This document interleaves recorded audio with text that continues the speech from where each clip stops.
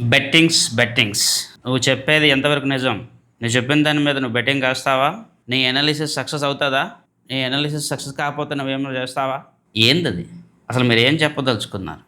Analysis అనేది 80-90% success రేట్‌తో ఉంటుంది. 100% success రేట్‌తో ఎప్పుడు కూడా ఉండదు. First thing. Second thing, analysis అనేది డిఫరెంట్ పారామీటర్స్ డిఫరెంట్ వేస్‌లో డిఫరెంట్ పీపుల్‌కి డిఫరెంట్ టైమ్ పీరియడ్స్‌లో సక్సెస్, ఫెయిల్యూర్స్ కలగజేస్తా ఉంటుంది. నేను పర్టిక్యులర్‌లీ ఇన్వెస్ట్‌మెంట్ ఓరియెంటెడ్‌గా నేను ఇచ్చిన అనాలిసిస్‌లో 90%, 99.5% కూడా సక్సెస్ రేట్ ఉంది. 99.9 సక్సెస్ రేట్ కూడా నేను ఆల్రెడీ తీసుకున్నాను. దానికి సంబంధించిన ప్రూఫ్స్ కావాలంటే చూసుకోవచ్చు. పాస్ట్‌లో వచ్చిన ప్రూఫ్స్ చూపిస్తే అది కరెక్ట్ కాదు, అది ఫేక్. పాస్ట్‌లో వచ్చిన ప్రూఫ్స్ చేస్తే అది ఇది అని చెప్పేసి డబ్బా మాట్లాడతారు. లైవ్‌లో ఎన్నో ప్రూఫ్స్ సబ్మిట్ చేసినా కూడా 4, 5 సంవత్సరాలు, 5 సంవత్సరాలు చేసిన తర్వాత కూడా చాలామంది దాన్ని యాక్సెప్టబుల్ చేయడానికి వాళ్ళ మనసు అంగీకరించలేదు. సరే, ఏదో పొలిటికల్ సంబంధించి మేమేదో అనాలిసిస్ ఇస్తే దాని దగ్గరికి వచ్చి డబ్బులు బెట్టింగ్ చేస్తావా? పొలిటికల్ అనాలిసిస్‌కి డబ్బులు బెట్టింగ్ చేసే దమ్ము, డబ్బు ఉంటే ఆ డబ్బులు 10 మంది పేద ప్రజలకి ఇవ్వండి. అనాథ పిల్లల చదువుకు ఉపయోగించుకోండి. అంతే తప్ప ముక్కు మొహమాలు తెలియని వాళ్ళతో బెట్టింగ్‌లు చేసుకుంటూ లేదా నాలాంటి వాడి దగ్గరికి వచ్చేసి బెట్టింగ్ చేస్తామని చెప్పేసి కామెంట్లు పెట్టడం వల్ల ఎటువంటి ప్రయోజనం ఎవరికీ ఉండదు. యెస్, నా దగ్గర దమ్ముంది. నేను హార్ష్‌గా ఎందుకు మాట్లాడానంటే చాలామంది ఏదైనా అనాలిసిస్ ఇలా అయ్యింది, ఇలాగైంది మామూలుగా చెప్తే "నువ్వెప్పుడు చెప్పావు? నువ్వు చెప్పలే" అని చెప్పేసి నా మీద నెగెటివ్ కామెంట్ చేశారు. సో, ఆ పాయింట్ ఆఫ్ వ్యూలో నేను చెప్పాను, ఇదివరకు చెప్పానని చెప్పడం జరిగింది. అంతే తప్ప నేను ఎవరితో హార్ష్‌గా ఎప్పుడు మాట్లాడను. ఎంతవరకు మీ పాయింట్ ఆఫ్ వ్యూలో మీరు మాట్లాడతారు, మీ పాయింట్ ఆఫ్ వ్యూలో నెగెటివ్‌గా మాట్లాడతారు. కానీ సక్సెస్ అయిన తర్వాత కూడా కొంతమంది దాన్ని యాక్సెప్ట్ చేయలేరు, అప్రోచ్ చేయలేరు, సపోర్ట్ చేయలేరు. అసలు డైజెస్ట్ చేసుకోలేరు. ఒక వ్యక్తి సక్సెస్ అయితే కొంతమందికి అది డైజెస్ట్ కాదు. ఈడెందుకు సక్సెస్ అయ్యాడు? ఈడెందుకు సక్సెస్‌ఫుల్ అనాలిసిస్ ఇచ్చాడు? వీడు ఎలాగిచ్చాడు? ఇలాంటి నెగెటివ్ మైండ్ సెట్ ఉంటుంది తప్ప, ఇలా నేను చాలా సక్సెస్‌ఫుల్ అనాలిసిస్ ఇచ్చాను. ఈవెన్ లాస్ట్ ఇయర్ 2023లో రిసెషన్ వస్తదని చెప్పి ప్రపంచం మొత్తం 80% అనలిస్టులు, 80% మీడియా కన్ఫర్మేషన్ చేసిన టైంలో కూడా నా ఆర్టికల్ ఒకటి వచ్చింది. 2023లో రిసెషన్ రాదు అని చెప్పేసి నేను ఒక ఆర్టికల్ ఇచ్చాను. మరి అది సక్సెస్ అయింది కదా! మరి అది సక్సెస్ అయిన నేను ఇచ్చిన అనాలిసిస్ సక్సెస్ అయిందని చెప్పేసి ఇప్పుడు నాకు ఎవరైనా సెలబ్రిటీ ట్రీట్మెంట్ ఇస్తున్నారా? లేకపోతే ఎవరైనా నన్ను యాక్సెప్టబుల్ ఇన్వెస్ట్‌మెంట్ అడ్వైజర్ కింద ట్రీట్ చేసుకుంటున్నాడా? సో, పాయింట్ ఆఫ్ వ్యూ ఆలోచన చేయాలో అది వాళ్ళ యొక్క ఇంగిత జ్ఞానం, కామన్ సెన్స్ మీద ఆధారపడి ఉంటుంది. అందరూ అన్ని విషయాలు యాక్సెప్ట్ చేయలేరు. కొంతమందికి ప్రూఫ్స్ కావాలి. కొంతమందికి ప్రూఫ్స్ ఇచ్చినా కూడా వాళ్ళు యాక్సెప్ట్ చేయలేరు. కొంతమందికి ఎప్పుడు కూడా ఫ్రాడ్‌లెంట్ ప్రొడక్ట్స్, ఫ్రాడ్‌లెంట్ పీపుల్‌తోనే డీల్ చేయడం అనేది ఇంట్రెస్ట్ ఉంటుంది. కొంతమందికి జెన్యూన్‌గా డీల్ చేద్దాం, జెన్యూన్ పీపుల్‌తో బిజినెస్ చేద్దామని ఉంటుంది. ఇప్పుడు మనం చూస్తే అగ్రి గోల్డ్ వచ్చింది, అవే గోల్డ్ వచ్చింది, తర్వాత ఎన్నో స్కామ్స్ వచ్చాయి. అయినా కూడా ప్రజలు ఏం చేస్తున్నారు? మళ్ళీ ఫేక్ ఫ్రాడ్‌లెంట్ ప్రొడక్ట్‌లోనే ఇన్వెస్ట్‌మెంట్ చేస్తున్నారు. గత వారంలోనే చాలా కంపెనీస్ మీద మనం కేసెస్ ఫైల్ అవ్వడం చూసాం. అంటే మరి వీళ్ళందరికీ తెలీదా? ఇదివరకు చాలా కేసెస్ వచ్చాయి కదా! మరి ఇప్పుడు అలాంటి కంపెనీస్‌లో మళ్ళీ ఎందుకు ఇన్వెస్ట్‌మెంట్ చేస్తున్నారు? స్టాక్ మార్కెట్‌లో చాలామంది లక్షల కోట్లు పోగొట్టుకుంటున్నారు. మరి కొంతమంది సంపాదిస్తా ఉన్నారు. మరి వీళ్ళెందుకు వాళ్ళలాగా సంపాదించలేకపోతా ఉన్నారు?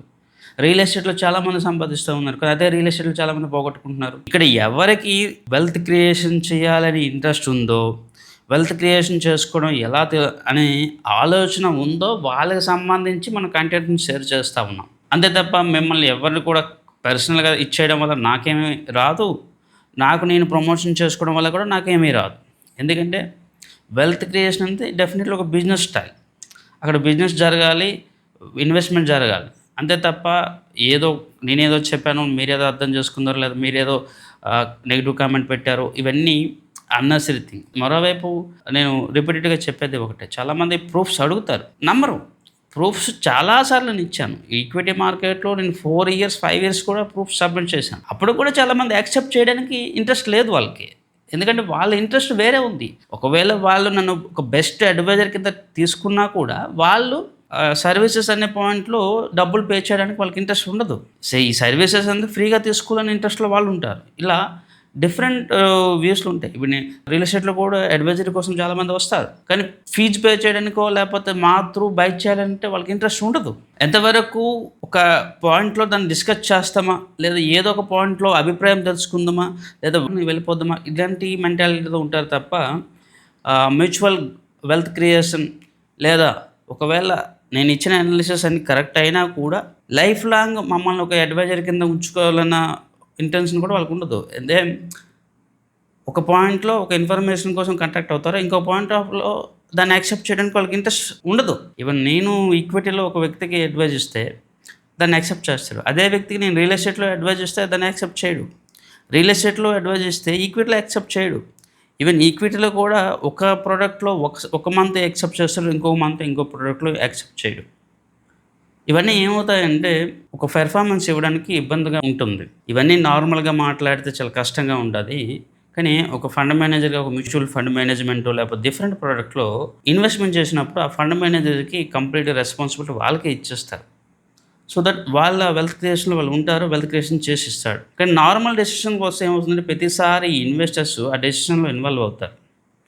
సో ఇవన్నీ నేను ఎందుకు చెప్తా ఉన్నానంటే నేను అనాలిసిస్ ఇస్తా ఉన్నాను అంటే అది నా ఓన్ ఇంట్రెస్టో లేదా ఆ ప్రోడక్ట్ పట్ల నాకు వ్యతిరేకత లేకపోతే ఇవన్నీ అనుకుంటా.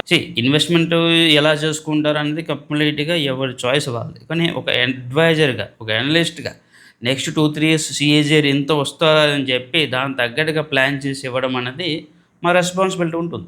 ఎప్పుడు చూసినా గతంలో నువ్వేమి అనలైజ్ చేసావు, ఫ్యూచర్‌లో నువ్వేమి చెప్పేస్తావు, గతంలో నువ్వు ఎంతవరకు సక్సెస్‌ఫుల్ అనాలిసిస్ ఇచ్చావు, ఇవన్నీ వస్తూ ఉంటాయి. అంతే తప్ప గతంలో నేను ఇచ్చిన అనాలిసిస్‌ని యాక్సెప్ట్ చేసి మీతో పాటు ఇన్వెస్ట్మెంట్ చేస్తాం, మీరు సక్సెస్‌ఫుల్‌గా అనాలిసిస్ ఇచ్చారు, మీతో పాటు మేము ఇన్వెస్ట్మెంట్ చేస్తామని ఎప్పుడు మాట్లాడడం. ఒకవేళ ఎవడైనా నమ్మినా ఏమంటారు, నేను వేరే దగ్గర ఇన్వెస్ట్మెంట్ చేస్తాను, ఎస్ ఆర్ నో నువ్వు చెప్పు, ఎస్ ఆర్ నో చెప్పు. ఎస్ ఆర్ నో చెప్పడం వల్ల నాకేం బెనిఫిట్? నేను ఓపెన్‌గా మాట్లాడతా. ఎస్ ఆర్ నో అని చెప్పడం వల్ల నాకేం బెనిఫిట్? నేను ఎందుకు ఓకే చెప్తా? ఫీజు ఇస్తారా? లేదు. కమిషన్ ఇస్తారా? లేదు. ప్రతీదీ ఫ్రీగా అయిపోవాలి. ఇది మాట్లాడితే మళ్ళీ నెగెటివ్. ఎవరు కూడా ఫ్రీగా పని చేయరని చెప్పి నేను డిఫరెంట్ వీడియోస్‌లో చెప్పాను. ఎవ్వరు కూడా ప్రపంచంలో ఫ్రీ ఆఫ్ కాస్ట్‌లో పని చేయరు. ఒకవేళ ఫ్రీగా ఏదో ఎస్ ఆర్ నో చెప్పినా కూడా దానివల్ల వర్త్‌ఫుల్ ఇన్వెస్ట్మెంట్ అడ్వైజ్ యాక్సెప్ట్ చేయలేము. ఇప్పుడు చెప్పండి, నా అనాలిసిస్ సక్సెస్ అయితే దాన్ని గర్వంగా చూపించుకో అధికారము, హక్కు నాకు లేదా? నా అనాలిసిస్ సక్సెస్ అయిందని చెప్పడానికి కూడా దానికి నేను పర్మిషన్ కావాలా? నా అనాలిసిస్ నేను చెప్పడానికి కూడా ఒకటి అభిప్రాయం నాకు కావాలా? ఒక వ్యక్తి సక్సెస్ అవ్వడానికి సపోర్ట్ చేయకపోతే సైలెంట్‌గా కూర్చోను. కానీ ఒక వ్యక్తి సక్సెస్ అవుతా ఉంటే వాళ్ళ మీద రాళ్ళు విసరడము, వాళ్ళ మీద నెగెటివ్ కామెంట్స్ చేసే సైకో మెంటాలిటీ ఉండడం కరెక్ట్ కాదు. అందరూ అలాగ ఉంటారని అనుకోను. కొంతమంది పని పాట లేకుండా కొన్ని సైకలాజికల్ ప్రాబ్లమ్స్ వల్ల నెగెటివ్ కామెంట్ చేస్తూ ఉంటారు. ఇక మీదట అట్లా చేయరు. ఒకవేళ చేసినా కూడా నేను దాన్ని అసలు పట్టించుకోను. జస్ట్ ఒక కన్ఫర్మేషన్ కోసం ఇది ఒక ఫైనల్ కాల్ అనమాట. బెట్టింగ్స్ లాంటి పట్ల నాకు ఇంట్రెస్ట్ లేదు. బెట్టింగ్స్ ఎప్పుడు నేను చేయను. ఒకవేళ మీరు బెట్టింగ్స్ చేయాలి అంటే నేను ఇదివరకు ఇచ్చిన అనాలిసిస్ సక్సెస్ అయిందా లేదా ఆ ప్రూఫ్స్ కావాలంటే ఆ ప్రూఫ్స్ నేను చూపిస్తాను. నేను అనాలిసిస్ ఇచ్చినప్పుడు చూసే టైం వాళ్ళకు ఉండదు. యాక్సెప్ట్ చేసే టైం ఇంకా ఉండదు. అది ఎప్పుడు సక్సెస్ అయిందని చెప్పి నేను ఒక స్టేట్మెంట్ ఇస్తే నువ్వెప్పుడు చెప్పావు? ఇది ఒక్కటే వస్తది వాళ్ళ నోట్లో. నువ్వెప్పుడు చెప్పావు? నువ్వు చెప్పలే అని చెప్పేసి నెగెటివ్‌గా మాట్లాడతా. సో దానికోసం చెప్పి నేను బెట్టింగ్ అని చెప్పా తప్ప నేను ఎవరికి కూడా ఇండివిడ్యువల్‌గా నేను ఎప్పుడు కూడా స్పోర్ట్స్‌లో లేకపోతే రాజకీయాల్లో బెట్టింగ్ చేయడానికి నాకు ఇంట్రెస్ట్ లేదు.